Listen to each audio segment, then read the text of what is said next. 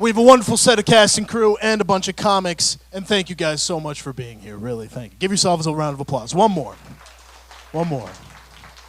Yeah. You know, I've been thinking about dating recently, you know, which I know is a weird thing to think about. Nobody fucking thinks about that, right?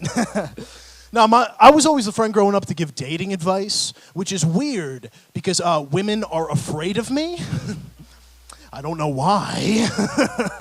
But they just are, man. It's strange. Dating advice from me is like a post on an Instagram religion page, you know? Great message, unreliable narrator. You cannot trust what I'm going to tell you about dating as much as you can trust whoever's posting that shit on the Instagram page, okay? You don't know who's running that shit. At least at a real church, you can look a priest in the eyes while he molests you.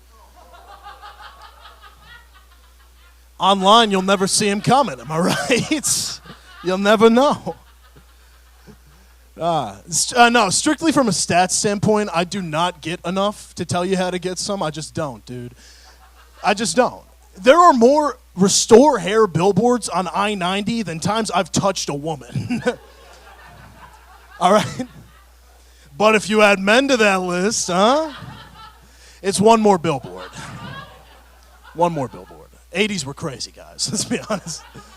But I don't give up. I don't give in. That's not my style, all right?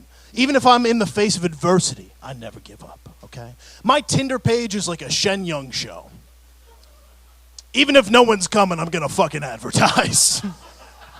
Speaking of which, here you go, sir. Come to the Shen Yung show. Come on, there you go. A little bit of prop work. I found that on my doorstep this morning. I was like, I'm going to give that to somebody. Thank you, sir. Nah, it's weird. I came back from Miami at the beginning of January. Anyone here like Florida? No? Great. Okay. No. Florida doesn't deserve that praise, let's be honest. I didn't really fit in Miami. Let me rephrase. I didn't fit in any of the chairs in Miami. Dude, I do not look like a Miamian. Those guys are too beautiful. They look like they came from a test tube. They look like they were made in a fucking laboratory. I don't look like I came from a test tube. I look like I came here from a Dave & Buster's. Catch me at midnight doing donuts in my Ford F-150. Yee! I'm not a Miamian. I'm from Toledo. That's what this is. This is Minneapolis. It's not Miami. No, the trip was great. The weather was amazing. 77 degrees every day. It was beautiful. Beaches. There was cruises. It was awesome. And then I fly back to Chicago. Negative 30 degrees. Snow everywhere. And on the CTA ride home, a homeless guy's jerking off on the train. It's my kind of town. That's right. That's right. Go Chicago. Flight was interesting. It was all right, you know. There was a baby on board. Let me rephrase. I now understand why some parents drown their children. Hell, if you pay me $20, I'll drown him for you. You know what I mean? Dude, seeing a baby board the plane is like shitting your pants. Like, seeing a baby board the plane is like seeing Travis Kelce win the fucking Super Bowl and knowing what those fucking Swifties are about to tell you. It's just a bad situation, man. I almost said Travis Scott. That's crazy. Travis Scott did not win the Super Bowl. Nah, at his concert, a bunch of people bowled over each other. Okay, anyway. My bad. We're getting dicey tonight. That's all it is.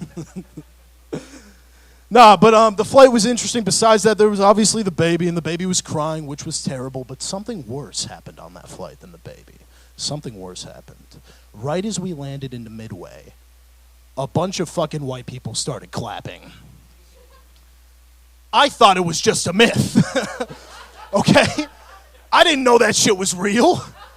I was like an atheist witnessing the rapture. I was like, ooh, I fucking saw the light, man. It was crazy. Dude, white people clap at so much shit we shouldn't be clapping at. Dude, white people clap at the end of a dinner party. Oh my God, this calzone just looks wonderful. They'll clap at the end of the movie. Oh, guys, look, the Avengers did it again.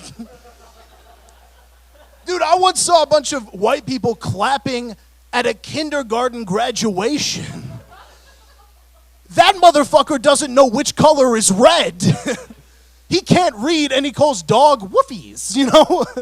He does not deserve to be clapped for. That's why I vote that all white people should sit at the back of the plane. I think it's our turn. I think we really deserve it this time. I'll stand by that one. It didn't get as good a laugh, but I'll stand by it. That was funny as fuck. That was funny. Thank you guys for coming to see stand-up. Stand-up's great, dude. It's awesome. I'm starting to tell my friends that I do stand-up comedy. I'm starting to be more out there about it. And they're always like, oh my God, I want to come see your show. I want to see you perform. And then they don't fucking come. What the fuck? You're saying one thing and you mean another. Dude, it's 2024. We all have consent training. We know that shit isn't okay. Tell me, hey, great stand-up comedy, not gonna fucking come. I'm cool with that. I'm cool with that. Nah, dude, stand-up comedy's so interesting. I feel like being a stand-up comic is just like being an OnlyFans model, It's like being a porn star. Your parents aren't proud of you unless you're making money. They're not, they don't care. You bring 6 digits in, you're cool, okay? You're great. Dude, there are some families where it's harder to tell your parents you're a stand-up comic than it is to come out of the closets, which is crazy. That's insanity. Also, if coming out of the closet correlates to being gay, if you're a comic, you're coming out from under the floorboards, all right? God knows that's the only place we can afford rent. Jesus. Nah, but my parents are white musicians, so yeah. I could be selling crack. Thank you. They do play music, yeah. It's real. It's real. If I busted a fiddle out right now, I'd blow your goddamn mind. Nah, but my parents are white musicians, they're cool with it. If I was out selling crack in an alley, they'd be like, oh my God, he just has a great entrepreneurial spirit. He's just really driven. Drive that crack home, baby. Drive that crack home. I don't know, dude. You guys, I don't think some of you are stand-up comics, but I don't think a lot of you are stand-up comics. And I know that when you go to see a show with stand-up comedy, you're like, oh my God, wow, that guy is so great. He's so funny. He's so talented. But when I watch another stand-up comic, I'm like, oh my God, if somebody sucked his cock, maybe he'd shut the fuck up. If he had sex one time, maybe he'd give up his dreams and go back to finance school. That is a lot more profitable. Jesus. Oh my God. I don't know if you guys have noticed, but I am a fat American. We do exist. We're real. Fox News is not lying to you. We're out there. We're a problem. I don't know, I think it's interesting. When you're fat, I feel like you got to have regular friends and fat friends, You can't just have one. If you have just regular friends, they'll want to do some crazy shit, like walk places. Get a chicken salad? The fuck is that? I don't even know what that is, man. You tell me what that is. I don't know what that is. Sorry, I didn't mean to call you out there.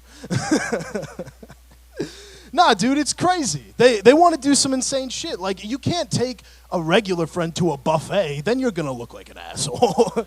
You can't be the guy who has 5 plates and nobody has one, It's crazy. That's why you need some fat friends, man. You need someone to take on a Disney cruise. That's some fat shit right there. That's crazy. I was talking to one of my big buddies. That's what we call them in the industry. Big buddies. And we were eating a bunch of Taco Bell, as we do, as most of my sex stories start. And he just stops me and he's like, fat guys fuck the best. Fat guys lay the best pipe.